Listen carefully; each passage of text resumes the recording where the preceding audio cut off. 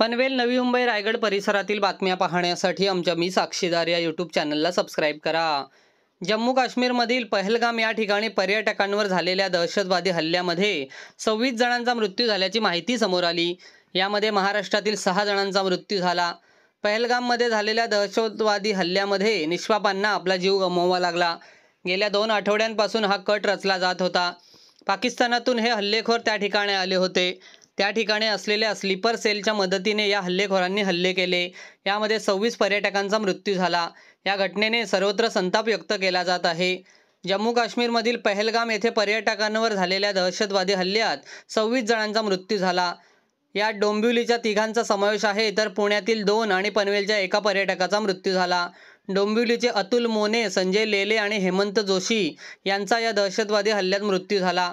पुण्यातील संतोष जगदाळे आणि कौस्तुभ गणबोटे यांचा उपचारादरम्यान मृत्यू झाला, तर पनवेलमधील दिलीप देसले यांचाही हल्ल्यात मृत्यू झाला। एस बालचंद्रू, सुबोध पाटील, शोभित पटेल हल्ल्यात जखमी झाले आहेत।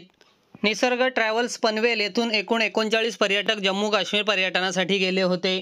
त्यातील दिलीप देसले, नवीन पनवेल यांचा मृत्यू झाला, तर सुबोध पाटील, राहणार पनवेल हे जखमी झाले।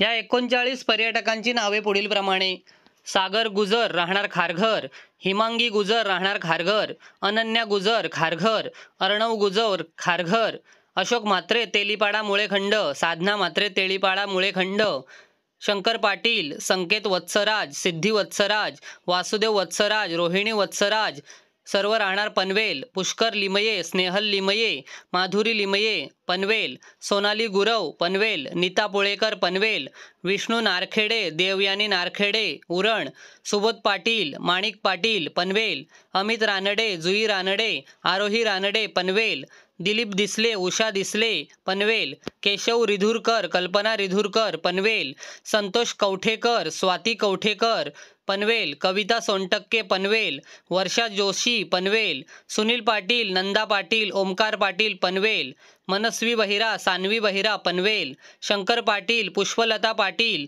प्रिया ओक, पनवेल अशी 39 जणांची नावे निसर्ग पर्यटन काश्मीर टूर्स पनवेल यांच्यामार्फत दूरध्वनी संदेशान्वये जिल्हा नियंत्रण कक्षाला प्राप्त झाली आहे।